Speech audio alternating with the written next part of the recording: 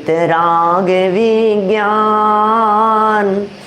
नमुता ही जाते भये अरहंतादि महान।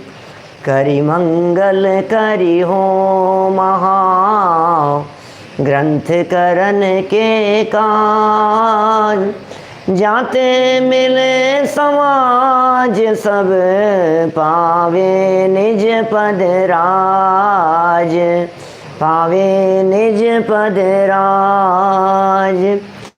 इस भवतरु का मूल एक जानहु में त्याभाव, ताको करि निर्मूल अब करिए मोक्ष उपाव, करिए मोक्ष उपाव।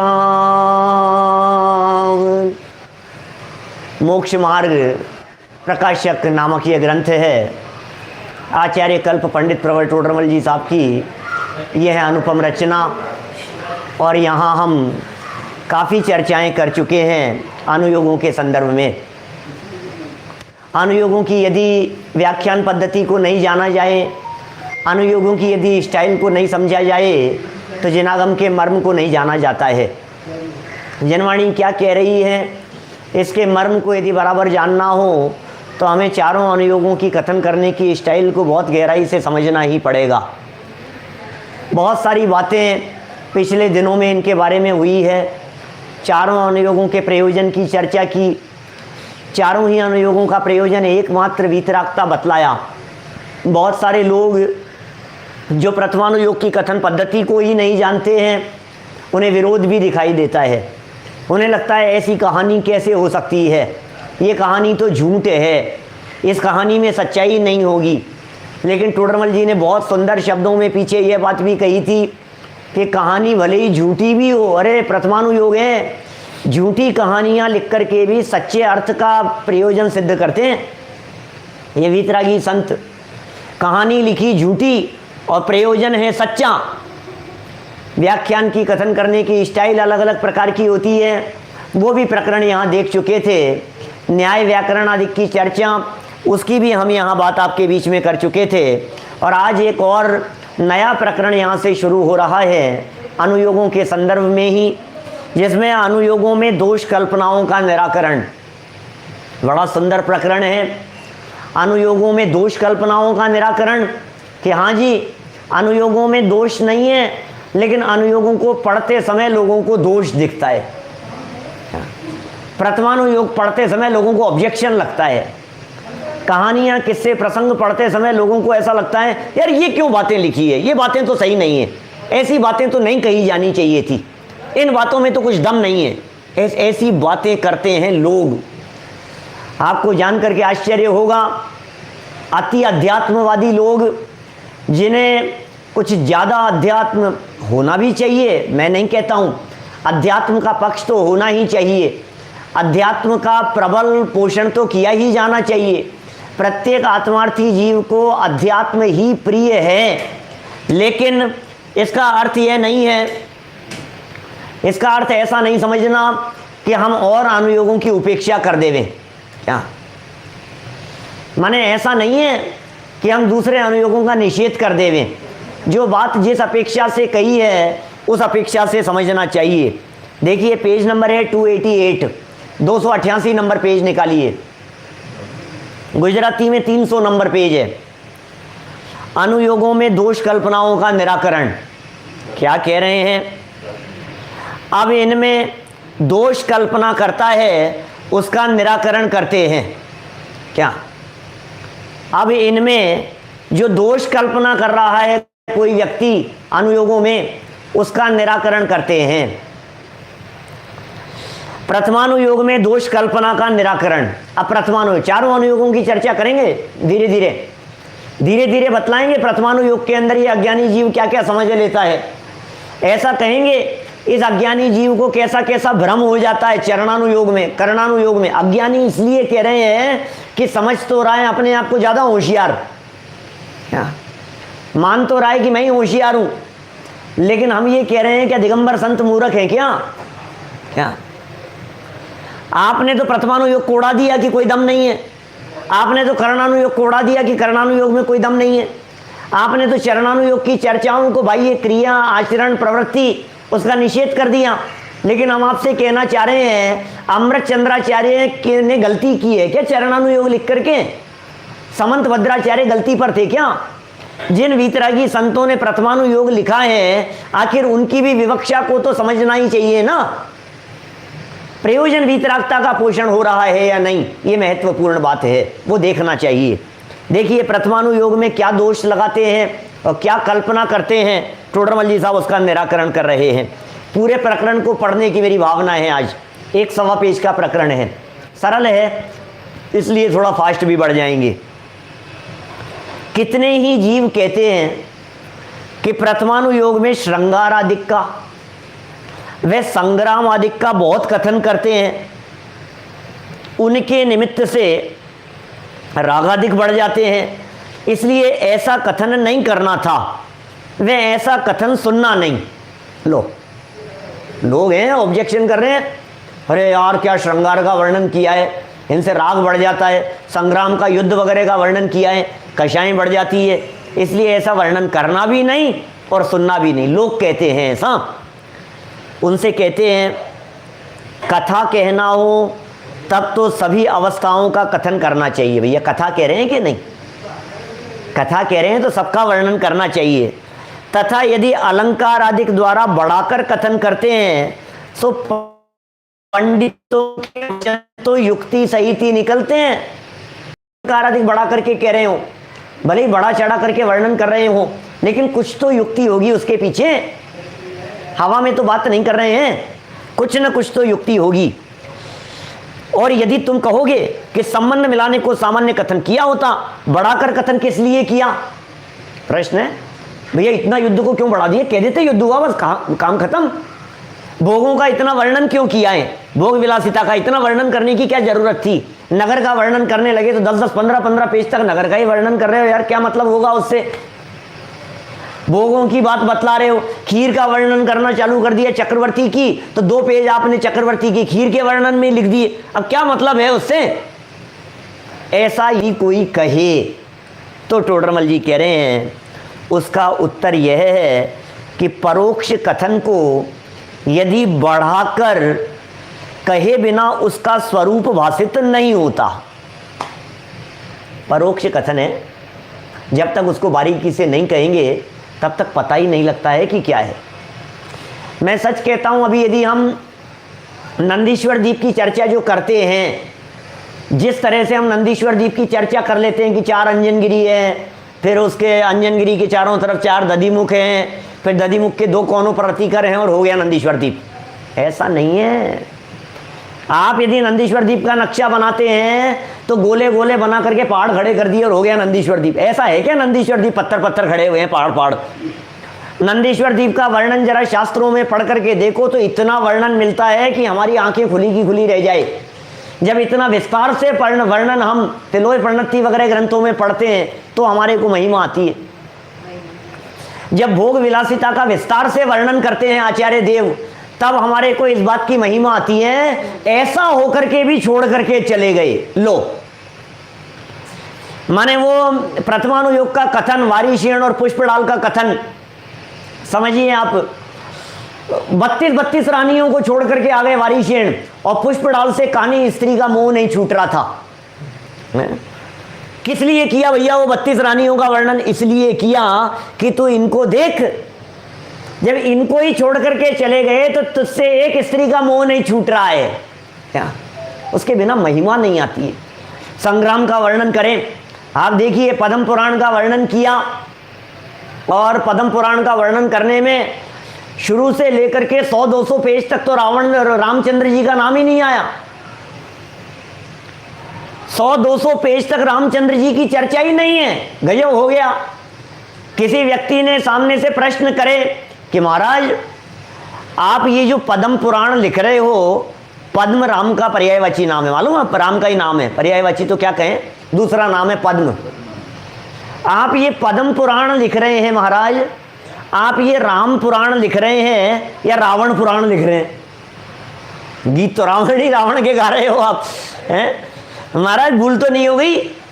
कहीं राम की जगह रावण पुराण लिख रहे हो आप? बोले नहीं नहीं, ऐसा नहीं है। जब तक हम रावण की महिमा, रावण की शक्तियां, रावण की पावर, उसका वर्णन नहीं करेंगे, तब तक ऐसे रामचंद्र जी, उसको भी जीत लेने वाले, उनकी महिमा नहीं आएगी। प्रति नारायण की जब तक महिमा नहीं गाएं, तब तक नारायण की महिमा नहीं आती। भागचंद जी साहब ने वर्णन किया इस तरह का महावीराष्टक में, महामोहातंक, क्या मोह की महिमा बतला रहे हैं टोडरमल जी साहब मोक्ष मार्ग प्रकाशक में। प्रारंभ में कहीं मोह की महिमा बतलाते हैं, कभी काम विकार के गीत गाते हैं, और फिर कहा ऐसे काम विकार को भी जिन्होंने युवा अवस्था में जीत लिया, तो उनसे उनकी शक्ति का पता लगता है, अंतरोन्मुखी परिणामों का बल लगता है। इसको हटा करके बैठो ना यहाँ। हाँ, क्या कह रहे हैं? हाँ, काम सुभटा, ऐसे शब्द का प्रयोग किया है ना भागचंद जी साहब ने। तो ये यहाँ पर कह रहे हैं कि भैया देखो, संबंध मिलाने के लिए सामान्य कथन कर दिया होता, बड़ा चढ़ा करके कथन क्यों किया है? तो टोडरमल जी जवाब दे रहे हैं, भैया परोक्ष कथन को बढ़ाकर कहे बिना उसका स्वरूप भाषित नहीं होता।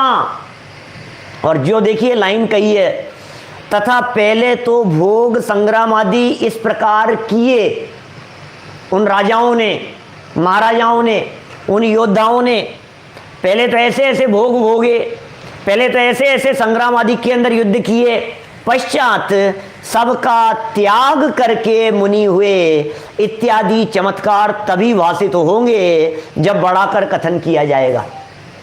देखिए जगत में भी यह बात, आपके दिल की बात कहूं भाई साहब, आपके दिल की भी स्थिति यह है कि आज यदि 4 लोग एक साथ दीक्षा लेते हैं, तो उनमें से यदि कोई गरीब व्यक्ति दीक्षा ले रहे हैं तो आप उनकी चर्चा नहीं करते, और किसी संपन्न व्यक्ति ने यदि दीक्षा ले ली तो वो न्यूज़पेपर की खबरें बन जाती है। कारण क्या है? उसकी महिमा आती। इतना छोड़ा, इतना छोड़ करके इतना वैभव कि साहब ये भी तो मुनि बने, साथ में दीक्षा, अरे इनके पास में था क्या? क्या कह रहे हो आप? मुनि तो सब बराबर है ना, लेकिन क्या करें, जगत की दृष्टि में महिमा उसी की आती है। क्या जगत के जीवों को महिमा इन्हीं बातों की आती है। क्या छोड़ा, कितना वैभव था, साधारण गरीब व्यक्ति। इसीलिए देखिए आप, मैं ये कहना चाह रहा हूं, पूरे प्रथमानुयोग में राजा महाराजाओं की दीक्षा का तो वर्णन है, गरीब व्यक्तियों की दीक्षा का वर्णन नहीं है। गरीबों ने दीक्षा नहीं ली है, हजारों लाखों गरीबों ने दीक्षा ली होगी, लेकिन क्या हुआ फिर भी? क्यों चक्रवर्तियों की दीक्षा का वर्णन है? क्यों ऐसे कामदेव की दीक्षा का वर्णन है? इसलिए वर्णन है क्योंकि भैया हम जहां अटके हुए हैं हमें वहां से निकालना है। हम जिस मोह में फंसे हुए हैं हमें वहां से छुड़ाना है।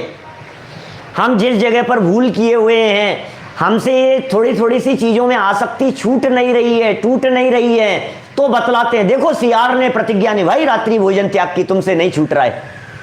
अब महिमा आती है छोटे छोटे से जीवों को देख करके कि वही कर सकता है तो तुम क्यों नहीं कर सकते?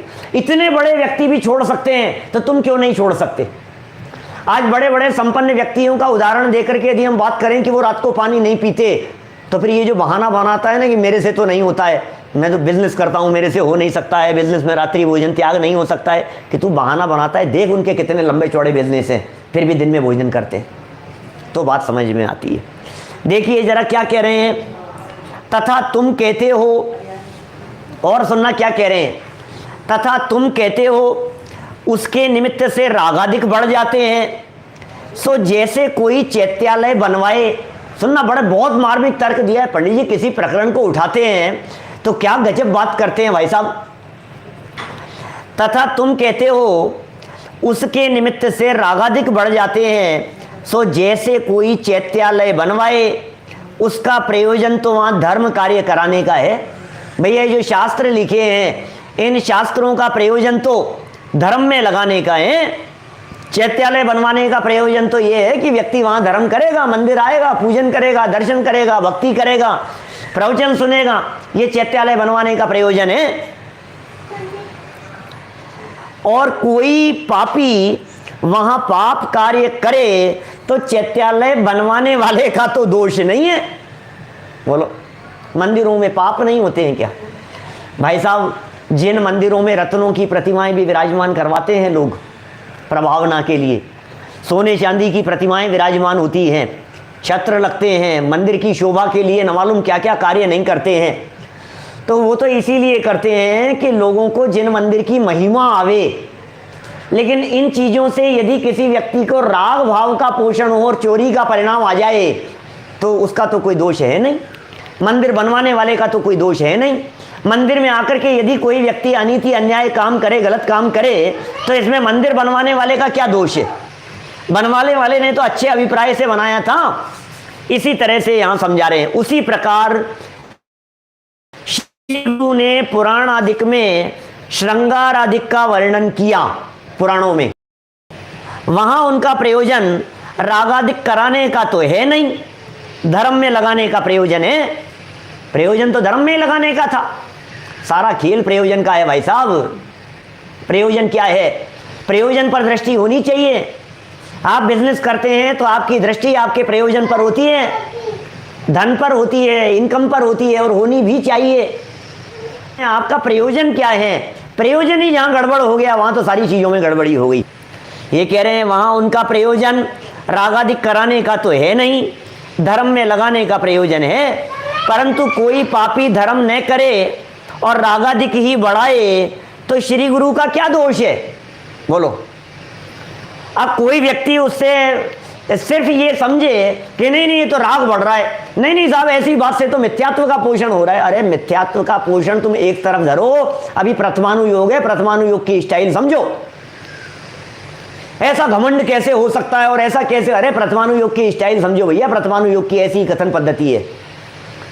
आपका बस चले तो आप तो समंत भद्राचार्य को भी गद्दी से उतार दो क्या? क्योंकि उन्होंने तो ऐसे ऐसे वचन कहे हैं समंत भद्राचार्य देव ने, अरे वाद के लिए मैं विचरण कर रहा हूं क्या? विचराम्य हम, वादार्थी विचराम्य हम, ऐसे शब्दों का प्रयोग किया है। हे नरपते शार्दूल विक्रीडम, ऐसे शब्दों के प्रयोग किए। मैं सिंह की तरह विचरण कर रहा हूं, किसी की हिम्मत हो तो मुझे परास्त करे वाद के लिए। अब कोई व्यक्ति ये कहे अरे ऐसा घमंड क्या बात कर रहे हो, अरे वीतरागी संत को ऐसे घमंडी होते हैं क्या, आप भी कैसी बातें कर रहे? अरे भाई प्रथमानुयोग है, कहानी है, प्रसंग बतला रहे हैं, उनकी दृढ़ता बतलाना प्रयोजन है, उन्हें हीन मत समझ लेना। ये व्यक्ति वीतरागी संतों को हीन बतला देता है, ये समझता ही नहीं है। कभी भी किसी भी प्रसंग में, दुनिया भर में इस तरह के प्रसंग बनते हैं, प्रथमानुयोग की कथन करने की स्टाइल समझे बिना आप अर्थ का अनर्थ कर बैठेंगे। अरे जो चारों अनुयोगों की कथन करने की स्टाइल को नहीं समझता है वो व्यक्ति आत्मार्थी नहीं हो सकता है क्या? ख्याल में आ रही है बात? अरे नहीं नहीं साहब उस राजा ने ऐसा कैसे कह दिया और उस इंद्र ने ऐसा कैसे कह दिया और ऐसी बात तो नहीं हो सकती है। प्रयोजन देखो, प्रयोजन भैया, प्रयोजन क्या है, कहने का अभिप्राय क्या है। आप बिना प्रयोजन के यदि कदम बढ़ाएंगे आप ही गलती करेंगे। आप आचार्यों के कथनों के ऊपर ऑब्जेक्शन मत कीजिए। समझ में आ रही है बात? कई लोग मिल जाते हैं ऐसे, कई जगह से कई तरह की बातें आ जाती है। अरे रे देखो, वीतरागी संतों पर ऑब्जेक्शन कर देते हैं। कहानियों के बारे में, कहानियों के अंदर मीन में एक निकालने लगे। कहानी को तो कहानी समझो भैया। प्रयोजन क्या है? प्रयोजन संयम में लगाना है, प्रयोजन वीतरागता का पोषण करना है, प्रयोजन राग का पोषण करना नहीं है क्या? यहां समंत भद्राचार्य का प्रसंग बतला करके समंत भद्राचार्य को घमंडी बतलाना प्रयोजन नहीं है। घमंडी थोड़ी ना बतला रहे हैं समंत भद्राचार्य को। प्रयोजन क्या है? प्रयोजन तो ये है उनकी दृढ़ता बतलाना है। प्रयोजन तो ये जिन धर्म में उनकी श्रद्धा बताना है, ये प्रयोजन है। देखिए क्या कह रहे हैं यहां पर, यदि तू कहे कि रागादिक का निमित्त हो, ऐसा कथन ही नहीं करना था। बोलो क्या करें, क्या करें भाई साहब? कि साहब रागादि ऐसा कथन क्यों कर रहे हो यार, जिनसे संभावना हो, भटकने की संभावना हो। एक बहुत सुंदर प्रसंग बतलाता हूं आपको। आपको मालूम है ये जितनी भी कैंसर वगैरह बीमारियों की जो दवाइयां बनती हैं बहुत जहरीली होती है। कैंसर की, किडनी की, हार्ट की, ये जो बड़ी बड़ी बीमारियां जो होती हैं और उनके लिए जो दवाइयां होती हैं वो बहुत जहरीली होती है। यदि कोई निरोगी व्यक्ति उनको खा लेवे तो मर जावे। इतनी जहरीली दवाइयाँ होती है।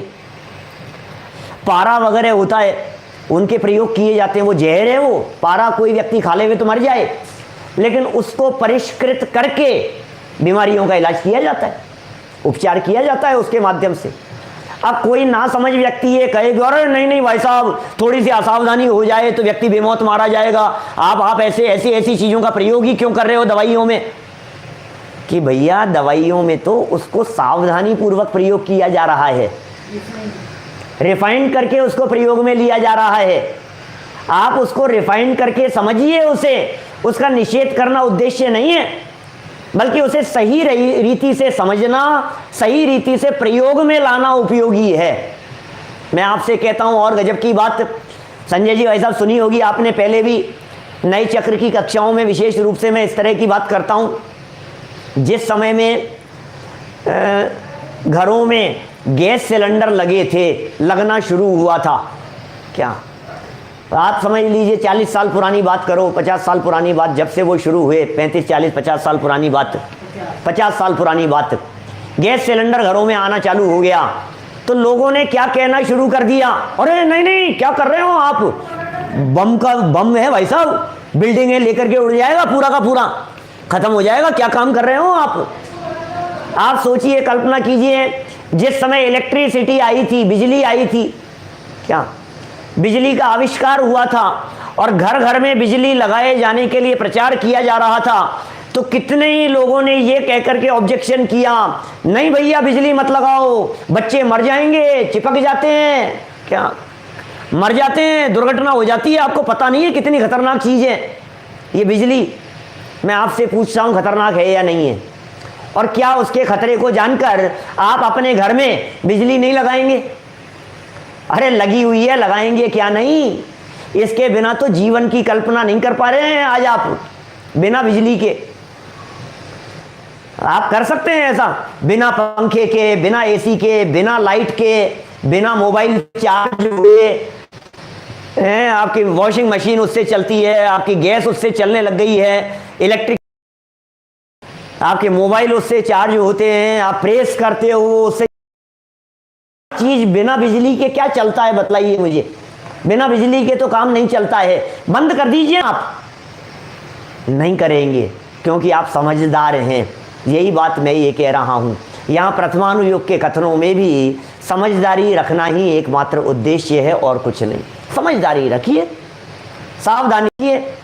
आप क्या सोचते हैं, रोड पर गाड़ियाँ चलती है तो दुर्घटनाएं नहीं होती है, तो क्या आप गाड़ी चलाना बंद कर देंगे? जब कंप्यूटर आया था तो कितने विरोध हुए कंप्यूटर के, हमने तो प्रत्यक्ष देखा है, आप लोगों ने सबने देखा होगा। अरे भाई साहब बेरोजगारी बढ़ जाएगी, कंप्यूटर 10-10 लोगों का काम कर देगा तो कितनी बेरोजगारी बढ़ जाएगी, काम नहीं रहेगा, कंप्यूटर नहीं होने चाहिए। और आज सब उसकी उपयोगिता को जान रहे हैं, समझ रहे हैं।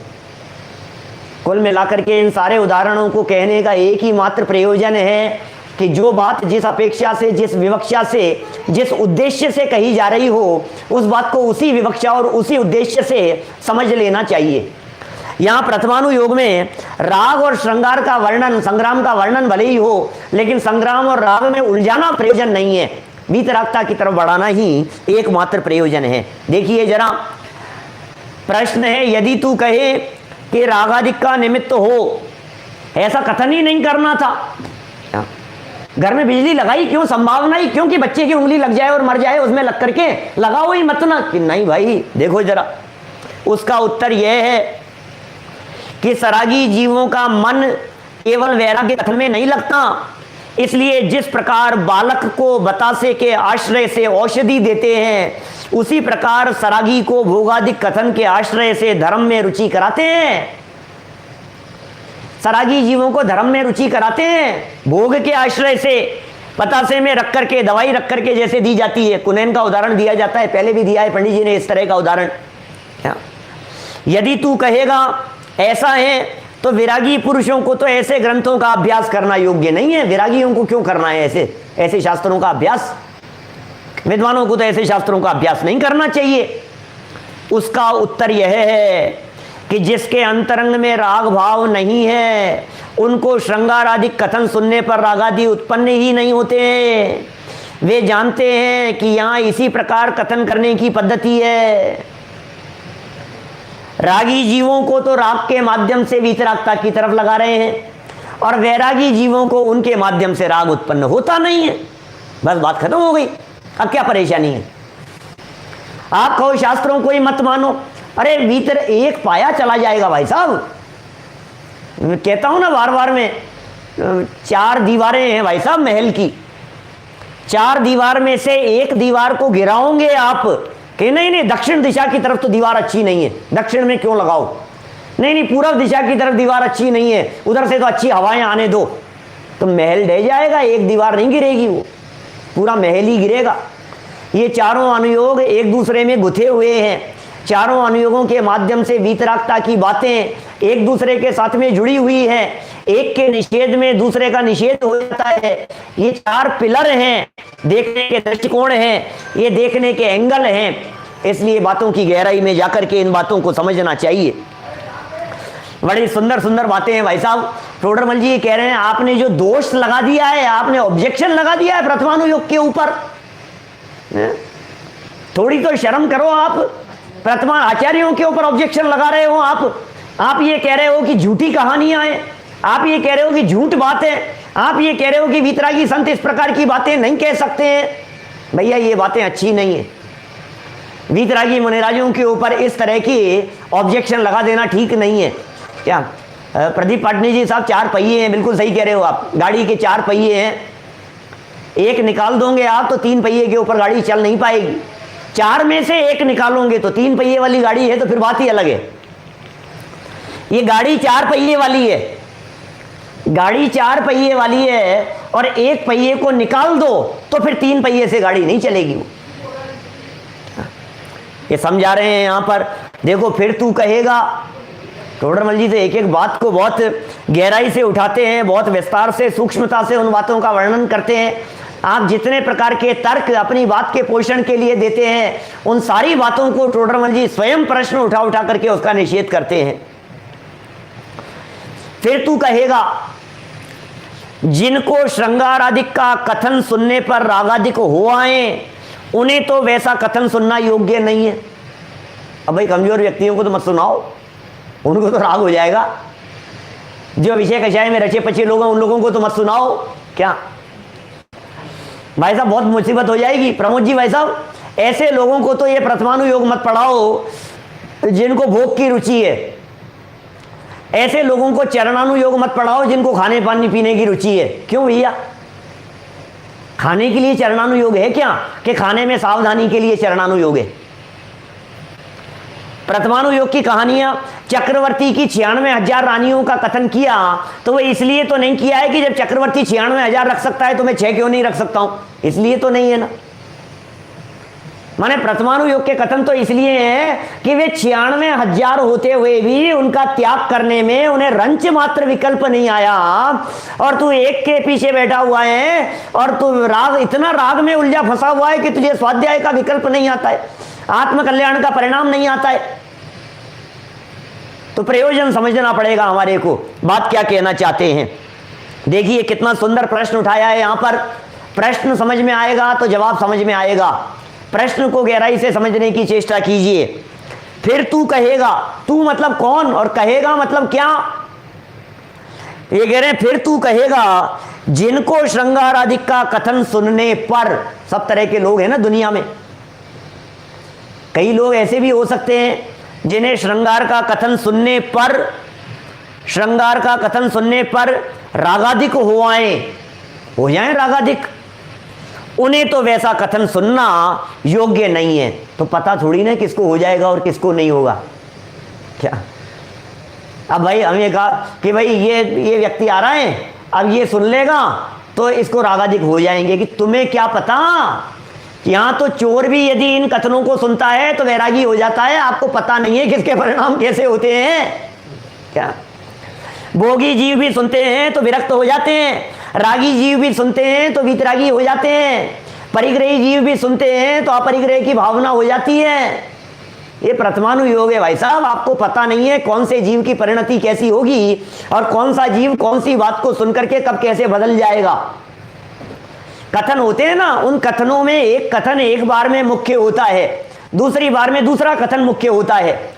आज यदि मैं मुमुक्षु समाज में कहीं एक प्रवचन वैराग्य के ऊपर ऐसा करूं, क्षणिकता और क्षणभंगुरता के ऊपर, तो हो सकता है सामने से लोग ये ऑब्जेक्शन कर दे हुए, इनने तो नित्यता की बात ही नहीं करी, ये तो बेकार हैं, तो रिजेक्ट कर दो इनको। अरे भैया, दूसरा प्रवचन होगा जब नित्यता की बात होगी तो नित्यता का पोषण करेंगे, जहां जो विवक्षा होगी वही तो बात करेंगे ना। जब संयम का प्रसंग चल रहा होगा तो संयम की प्रेरणा देंगे, जब सम्यक दर्शन का प्रसंग चल रहा होगा तो श्रद्धा की बात कही जाएगी, जब चारित्र का प्रसंग होगा तो चारित्र की बात कही जाएगी, जब ज्ञान का प्रसंग होगा तो ज्ञान की बात कही जाएगी। एक ही जगह पर सारी बातें कैसे कही जा सकती हैं? क्या आप तो ऐसी मूर्खता की बात कर रहे हैं, लोग ऐसा करते हैं। मान लीजिए शादी विवाह का प्रसंग चल रहा हो और कोई व्यक्ति ये कहे शादी शादी के गीत गा रहे हो, ये तो कहो कि ये मरना भी है इनको एक दिन है? क्यों? सच्ची नहीं है क्या ये बात? झूठ कह रहे हैं क्या हम? इस सच्चाई से भी तो अवगत करा दो इनको कि दो में से एक पहले मरेगा, दो में से एक को पहले छोड़ करके जाना है। अरे भैया, फेरे हो रहे हैं, शादी हो रही है इनकी, ये सच्चाई यहां बतलाने की जरूरत नहीं, बताना चाहिए, सच्चाई तो बताना चाहिए। आप एक ही बात कर रहे हो यहां पर। अरे भाई, प्रसंग देख करके बात की जाती है, जिस समय जैसा प्रसंग होता है उस समय वैसी बात होती है। राग के प्रसंग में राग का भी बात कही जाती है। हमारे यहाँ कैसे कैसे चारों अनुयोगों में टोडरमल जी ने बैलेंस रख करके बात कही है। कहीं कषाय के संदर्भ में बात करते हैं, अरे कषाय करा करके कषाय छुड़ाते हैं, ऐसे प्रसंग आए थे पीछे, भरत भाई ध्यान होंगे आपको। कषाय करा करके कषाय छुड़ाते हैं, कभी कहते हैं मंद कषाय करा करके तीव्र कषाय छुड़ाते हैं। क्या कभी कहते हैं छोटा पाप करा करके बड़ा पाप छुड़ाते हैं। भैया जिनागम है, जिनागम है, जिनागम है। क्या बातों में बहुत गहराई है, बहुत गहराई है भैया। मैं तो कभी कभी देखता हूं कि भैया ये सब लोग क्या करते हैं। भैया जरूर पढ़ो 8वें अध्याय को, जरूर पढ़ो भाई साहब। क्या पंच कल्याणकों के अंदर क्या होता है बतलाइए। पंच कल्याणकों के अंदर आपका बस चले तो नाच गान बंद करवा दो। पंच कल्याणकों के अंदर यदि आपका बस चले तो सब बंद करा दो आप, कुछ नहीं भैया, सिर्फ प्रवचन होगा और कुछ नहीं होगा। यहाँ नीलांजना का नृत्य भी स्वीकार नहीं है। अरे ऋषभ देव क्षायिक सम्यक दृष्टि नीलांजना का नृत्य देख रहे थे 83 लाख पूर्व की अवस्था में, क्षायिक सम्यक दृष्टि होकर के। लेकिन ये बात बतलाने का प्रयोजन नृत्य कराना या नृत्य दिखाना नहीं है, ये समझ लेना। ये बात यदि शास्त्रों में लिखी है आदि पुराण में कि ऋषभ देव इस उम्र के अंदर भी देख रहे थे, तो ये ऐसे लोगों के लिए थोड़ी ना लिखी है कि आप 83 वर्ष की उम्र में नाच गान देखते रहो बैठे बैठे टीवी के चैनल घुमाते घुमाते। बात तो ये बतलाने का प्रयोजन था कि ओहो जगत की कैसी स्वार्थ वृत्ति है, जगत की कैसी क्षणभंगुर की दशा है। इस क्षणभंगुर और वैराग्य वृत्ति को दिखाना, जगत की ऐसी स्वार्थ वृत्ति को दिखाना, और उसे देख करके ऋषभ देव भगवान ने दीक्षा ले ली, ये बतलाना प्रयोजन है। उनका जन्मदिन दीक्षा कल्याणक में बदल गया, ये बतलाना प्रयोजन है। होनहार बतलाना प्रयोजन है, क्रमबद्ध बतलाना प्रयोजन है। एक एक बात को जिस प्रयोजन से बतलाया जा रहा है उसी प्रयोजन से समझा जाता है। देखिए जरा क्या कह रहे हैं यहाँ पर। प्रश्न पढ़ा है मैंने अभी, उन्हें कथन सुनना योग्य नहीं है, उन्हें शास्त्र पढ़ना योग्य नहीं है। लो साहब, टोडरमल जी ने प्रश्न किया है, सुनो जरा जवाब दे रहे हैं। उसका उत्तर यह है कि यहां जहां धर्म ही का तो प्रयोजन है, क्या क्या उत्तर है? जहां धर्म ही का तो प्रयोजन है और जहां तहां धर्म का ही पोषण करते हैं, प्रयोजन भी धर्म का है और जहां तहां पोषण भी धर्म का ही करते हैं, ऐसे जैन पुराण आदिक में प्रसंगवश श्रृंगार आदिक का कथन किया है। प्रसंगवश श्रृंगार का वर्णन किया है, प्रसंगवश कथन किया गया है ना। धर्म का पोषण किया है, धर्म ही का पोषण है। धर्म का प्रयोजन और धर्म का पोषण, दो शब्द दे दिए पंडित जी ने। धर्म का प्रयोजन और धर्म का पोषण, लक्ष्य भी वही है और पोषण भी उसी बात का हो रहा है। ऐसे जैन पुराण आदिक में प्रसंगवश श्रृंगार आदिक का कथन किया है। उसे सुनकर भी तो बहुत रागी हुआ, उसे सुनकर भी तो बहुत रागी हुआ। तो वह अन्यत्र कहां विरागी होगा। क्या कोई व्यक्ति ऐसे कथन को सुनकर के भी यदि ज्यादा रागी हो गया तो आप क्या सोचते हैं, वो व्यक्ति क्या टीवी देखने से विरागी होगा? कहां जाकर के विरागी होगा, बतलाइए तो सही।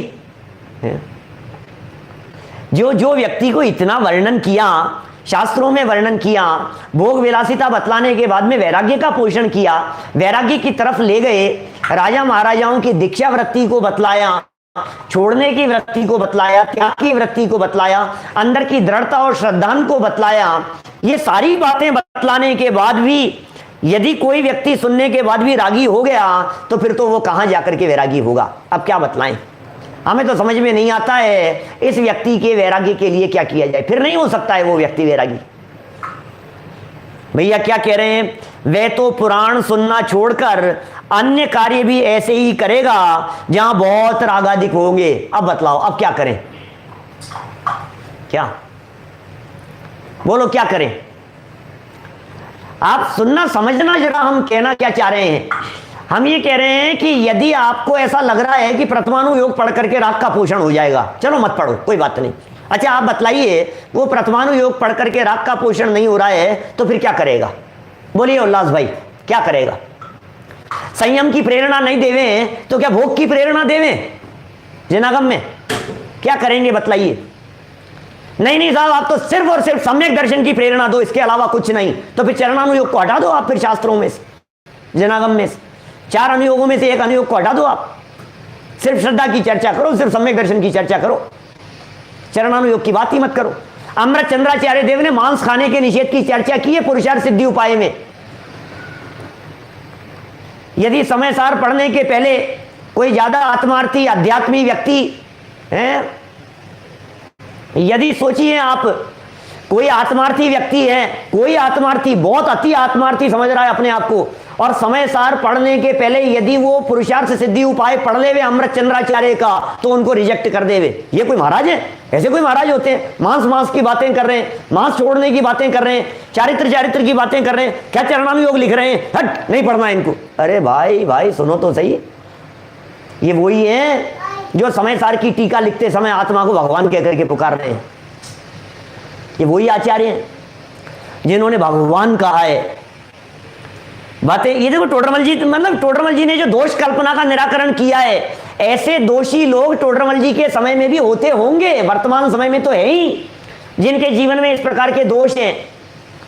हम लोग में ही हैं इस तरह के, क्या हम आप लोगों में इस तरह के लोग मिल जाएंगे जो कर्णानुयोग का निषेध कर देंगे? हम आप लोगों में इस तरह के लोग मिल जाएंगे जो चरणानुयोग की क्रियाओं को जड़ की क्रिया कह करके उसका निषेध कर देंगे। सुनो भैया, चरणानुयोग जड़ की क्रियाएं गुरुदेव ने कहा है, बराबर कहा है, बिल्कुल सत्य बात है, और उनको शोभा भी देता था क्योंकि उनका चरणानुयोग इतना उत्कृष्ट था कि उनके नाखून की बराबरी आचरण आप पालन नहीं कर पा रहे हो। आपको शोभा नहीं देता है ऐसे जड़ की क्रिया कहना। जीवन में कभी पेन का प्रयोग नहीं किया उन्होंने, बिना छने पानी की एक बूंद का प्रयोग नहीं किया। आलोक जी भाई साहब कारंजा से बोलो, बिना छने पानी की एक बूंद का प्रयोग नहीं किया। घास के एक तिनके के ऊपर पांव नहीं रखा उन्होंने, इतना उत्कृष्ट आचरण था उनका। और इतना उत्कृष्ट आचरण पालन करने के बाद यह बात कहते थे जड़ की क्रिया है, एम धर्म न थी, आमा धर्म न थी। सच्ची बात है, इसमें धर्म नहीं। और आप रात को खा रहे हो, आलू प्याज खा रहे हो, आचरण का, चारित्र का, चरणानुयोग का ठिकाना नहीं है, और कोई कहे तो कहते हो जड़ की क्रिया है। झूठ बोलता है, बकवास करता है। पहले आचरण पालन कर, बाद में बात करना। पहले रात्रि भोजन का त्याग कर, उसके बाद में बात करना। क्या कहें भाई साहब, भाई साहब मलकापुर वाले जितेंद्र जी भाई साहब, क्या हालत है समाज की, हम क्या कहें। माने गुरुदेव के अनुयायी हैं हम, इसलिए हमें को बराबर उनके जीवन को, आचरण को, उनकी पद्धति को, सबको बहुत बराबर देखना चाहिए। देखिए क्या कह रहे हैं, सुनो। वे तो पुराण सुनना छोड़कर अन्य कार्य भी ऐसे ही करेगा। उसकी तो क्या बात करें, उसकी क्या बात करें भाई साहब। वो तो पुराण सुनना यदि छोड़ देगा तो कोई बात नहीं, वो तो टीवी देखेगा, थिएटर में जाकर के बैठेगा, वो तो राग रंग में जाकर के बैठेगा, कसिनो में जाकर के बैठेगा, और कहाँ क्या क्या चलते हैं राग रंग के नाच गाने सब विदेशों में, इधर उधर दुनिया भर में जाकर के भोगेगा, वहां जाकर के पाप करेगा। तब तो व्यसनों में पारंगत होगा, उसकी क्या बात करें हम, उसके लिए थोड़ी न है। देखिए, इसलिए उसको भी पुराण सुनने से थोड़ी बहुत धर्म बुद्धि हो तो हो जाए, अन्य कार्यों से तो यह कार्य भला ही है। क्या प्रथमानुयोग में जो ये बातें कही है, ये बातें और कार्यों की तुलना में यदि देखा जाए तो भला ही है भाई साहब, भले ही राग का पोषण किया हो। क्या भले मतलब कहीं राग का पोषण दिख रहा हो आपको, राग का वर्णन दिखाई, पोषण नहीं है। क्या राग का वर्णन भले ही दिखाई दे रहा हो, लेकिन वो राग के लिए नहीं है भैया। क्या राग के लिए नहीं है। देखिए क्या कह रहे हैं यहां पर, इसलिए उसको भी पुराण सुनने से थोड़ी बहुत धर्म बुद्धि हो तो हो, अन्य कार्यों से तो यह कार्य भला ही है। हम क्या बात करें, हम क्या वर्णन करते, बतलाइए, आप बतलाइए हम क्या वर्णन करें, कैसे लाएं एक व्यक्ति को धर्म मार्ग में। इस व्यक्ति को धर्म मार्ग में लाने के लिए कहानियां लिखी है, इन व्यक्तियों को धर्म मार्ग में लगाने के लिए चोरों की कहानियां लिखी, बोलो रागियों की कहानियां लिखी, भोगियों की कहानियां लिखी, किस लिए? उनका त्याग बतलाना था, उनका वैराग्य बतलाना था। ये सारे प्रयोजन है। अन्य कार्यों से तो यह कार्य भला ही है। तथा कोई कहे, लो क्या कह रहे हैं, बड़ा गजब का है। एक और प्रश्न, अंतिम प्रश्न है और अंतिम 2 लाइनें हैं, मिनट 4 हैं सिर्फ हमारे पास में। देखना जरा कितनी गजब की बात कह रहे हैं। ये कह रहे हैं यहां, तथा कोई कहे प्रथमानुयोग में अन्य जीवों की कहानियां हैं, उनसे अपना क्या प्रयोजन सदता है? तो फिर क्या करें, तुम्हारी कहानी लिखें क्या? तुम कर लो ऐसा काम, तुम्हारी कहानी लिख देंगे। प्रश्नकर्ता का प्रश्न ये है कि आप यहाँ उस राजा की लिख रहे हो, उस राजा की लिख रहे हो, उससे हमारे को क्या लेना देना? बच्चे होते हैं ना, छोटे छोटे बच्चे स्कूलों वगैरह में पढ़ने वाले, कई बार इस तरह की बातें करते हैं, हंसी मजाक करते हुए हिस्ट्री के बारे में। अरे वो सिकंदर ने पोरस से लड़ाई की थी तो हम क्या करें? क्या अब वो उसका जन्म कब हुआ था, कौन से सन में हुआ था, तो इससे हमारा क्या मतलब है? ऐसी बातें करते हैं बहुत सारे बच्चे, मजाक बनाते हैं, हिस्ट्री की मजाक बनाते हैं, कहानियों की मजाक बनाते हैं। ऐसा ही ये शिष्य दिखाई दे रहा है कि फलाना राजा ने इतनी शादियां की थी, फलाना राजा ने इस प्रकार दीक्षा ले ली थी, उस राजा के साथ में ऐसा हुआ था, तो हम क्या करें भाई साहब, किया होगा उसने कुछ भी। टोडरमल जी ये कह रहे हैं, सुनो तो सही, तुम्हें मजा नहीं आ रहा है, तुम्हें अच्छा नहीं लग रहा है, सुनो जरा जवाब सुनो। उससे कहते हैं, जैसे कामी पुरुषों की कथा सुनने पर अपने को भी काम का प्रेम बढ़ता है, उसी प्रकार धर्मात्मा पुरुषों की कथा सुनने पर अपने को धर्म की प्रीति विशेष होती है। क्या बात है भाई साहब, क्या टोडरमल जी क्या बात कहना चाह रहे हैं? आपको धर्म में प्रीति नहीं है तो धर्मात्माओं की दृढ़ता देख करके आपको मजा नहीं आता है? उनकी कहानियां सुन करके, जिसकी क्रिकेट में रुचि होती है उसे क्रिकेट वालों की हिस्ट्री देख करके, उनकी बायोग्राफी यदि कहीं आती है, फिल्म बन करके आती है, तो उसे देखने में इंटरेस्ट आता है, उसे मजा आता है। जिसे राजनीति में इंटरेस्ट होता है, वो यदि अमेरिका में भी कहीं चुनाव चल रहे होंगे तो इसका मन उधर लगेगा, देख अरे हो क्या रहा है, हो क्या रहा है, कौन सी पार्टी आ रही है, कौन सी पार्टी आ रही है, क्या हो रहा है, किसका क्या है, किसका जोर है, उसी की चर्चाएं करेगा। रस किस चीज का है? इसी तरह से कह रहे हैं भैया, जिन्हें धर्म में रुचि है उन्हें धर्मात्माओं की कथा सुन करके मजा आता है, उनकी बातें देख देख करके मजा आता है, उन पुराण पुरुषों की कहानियां सुन सुन करके। और बतलाओ हमारे को जीवनदास स्वामी के साथ में क्या हुआ था, और बतलाओ रामचंद्र जी के साथ में क्या हुआ, और बतलाओ कीचक कैसे बदल गया, अरे इतना पापी कैसे बदल गया है। हमारे राजेंद्र पंडित जी साहब सुनाते हैं, भीम के मुक्के पढ़ रहे हैं और मुक्के पढ़ते पढ़ते सम्यक दर्शन हो गया। गजब हो गया यार, वो क्या गजब ऐसे भी हो जाता है। इसलिए भैया जब ऐसे प्रथमानुयोग की कथाएं सुनते हैं, पढ़ते हैं, तो हमें प्रेरणा मिलती है पापी से पापी जीवों को देख करके भी घृणा नहीं करना, क्योंकि पापी व्यक्ति कब बदल जाए कुछ भरोसा नहीं, एक क्षण मात्र लगता है भाई साहब, कहानी बदल जाती है। अंजन जैसे चोर पार हो जाते हैं, विद्युच्चर चोर जैसे चले जाते हैं ऊपर, शंभु कुमार प्रद्युम्न कुमार जैसे घोर व्यभिचार पाप करने वाले लोग मोक्ष चले जाते हैं, भगवान बन जाते हैं। आप क्या घृणा कर रहे हो? सुनो, 2 तरह के वाक्य कहता हूं कई बार। पापी से पापी व्यक्ति को देख करके उससे घृणा नहीं करना, क्या? क्योंकि उससे ज्यादा घृणास्पद कार्य भूतकाल में अनंत बार किए हैं। पापी से पापी व्यक्ति को देख करके घृणा नहीं करना, और अपने उज्जवल से उज्जवल शुभ भावों को देख करके संतुष्ट नहीं होना। क्या मेरे परिणाम कितने अच्छे हैं, मेरे भाव कितने अच्छे हैं। अरे बंधन के कारण है, शुभ भाव है, क्या अटक रहा है इसमें? शुद्धोपयोग की तरफ ध्यान दे, त्रिकाली ध्रुव ज्ञायक भगवान आत्मा को देख अंदर में देखने योग्य तो तेरा चैतन्य तत्व है, उसे देख। अंदर में भगवान आत्मा देह देवालय में विराजमान है, उसे देख भैया, वो देखने लायक है। ये क्या देखता है? मेरे कितने अच्छे परिणाम है, मेरे कितने अच्छे परिणाम है, मैं कितना भाग्यशाली हूं, मैं ऐसा करवा रहा हूं, मैंने विधान कराया है, मैंने ये कराया है, मैंने शिविर लगाए हैं, मैंने आयोजन कराया है, मैं शास्त्र लिख रहा हूं, मैं पढ़ा रहा हूं, मैं समझा रहा हूं, मैं कितने लोगों को सिखा रहा हूं। अरे ज्यादा अपने आप को धन्य समझने की कोशिश मत कर, कुछ दम नहीं है। शुभ भाव है, बंधन का कारण है, अनंत बार इस तरह के परिणाम किए हैं। तो पाप रूप परिणामों को देखकर, दूसरे के पाप रूप परिणामों को देखकर घृणा नहीं करना, ठीक है ना? और अपने पाप रूप अपने पुण्य रूप परिणामों को देखकर घमंड नहीं करना। हां, अपने पाप रूप परिणामों की निंदा स्वयं जरूर करना और सावधान जरूर रहना, और सामने वाले के उज्जवल परिणामों को देख करके उसकी खूब दिल से अनुमोदना करना। दोनों वाक्य कह दिए मैंने, उल्टा कर दिया धर्म जी भाई साहब। क्या कह दिया मैंने? दूसरों के पुण्य परिणामों को देख करके, शुभ भावों को देख करके मुक्त कंठ से दिल खोल करके उसकी प्रशंसा करना। और जब हमने कई दूसरे के पाप को देख करके घृणा नहीं करना, पाप भाव को देख करके छल ग्रहण नहीं करना। अपने पाप भाव यदि आ रहे हो रंच मात्र भी, तो उनसे बचने का प्रयत्न करना सावधानी पूर्वक, बहुत अच्छे से। माने प्रथमानुयोग है भाई साहब, क्या कह रहे हैं यहाँ? धर्मात्मा पुरुषों की कथा सुनते हैं तो हमारे तो मन लगता है, उसके अंदर मजा आता है उन बातों को सुनने में। धर्मात्मा पुरुषों की कथा सुनने पर अपने को धर्म की प्रीति विशेष होती है, इसलिए प्रथमानुयोग का अभ्यास करना योग्य है।